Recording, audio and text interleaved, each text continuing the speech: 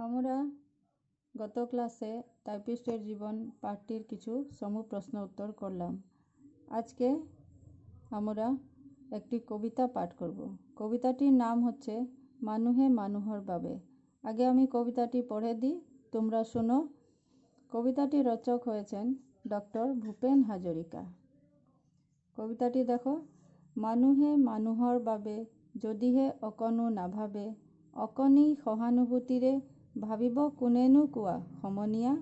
মানুহে মানুহক বেচিব খুজি, মানুহে মানুহক কিনিব খুজি, পুৰণি ইতিহাস দোহাৰিলে ভুল জানো নহ'ব কোৱা সমনীয়া।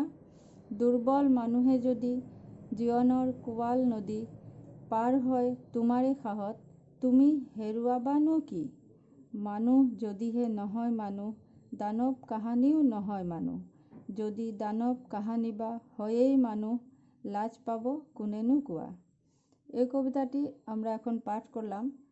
তোমরা বাড়িতে উচ্চারণগুলো ভালোভাবে দেখে কবিতাটির বিষয়ে আমরা পড়ে বুঝব। এখন আমরা কবি পরিচয়টা পড়ে নিই। কবি পরিচয়টা দেখো। বিশ্ব বরেণ্য গায়ক, গীতিকাৰ, সুৰকাৰ আৰু বোলছবি নিৰ্মাতা ডক্টৰ ভূপেন হাজৰিকাৰ জন্ম হৈছিল 1926 চনত শদিয়াত। পিতৃৰ নাম নীলকান্ত হাজৰিকা আৰু মাতৃৰ নাম শান্তিপ্ৰিয়া হাজৰিকা। 1940 চনত মেট্ৰিক পাছ কৰি কটন মহাবিদ্যালয়ত অধ্যয়ন কৰাৰ পাছত বেনাৰসলৈ পঢ়িবলৈ যায় আৰু নানা অভিজ্ঞতাৰ মাজেৰে জীৱন পথত আগবাঢ়ে। তেখেতৰ সাংস্কৃতিক জগতলৈ অৱদান অতুলনীয়।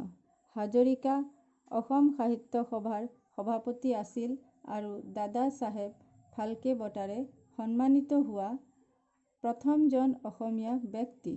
অসমীয়া গীতৰ ভঁৰাল টনকিয়াল কৰা হাজৰিকাদেৱৰ অন্যতম জনপ্ৰিয় শিশু গীতৰ পুথি ভূপেন মামাৰ গীতে মাতে অ আ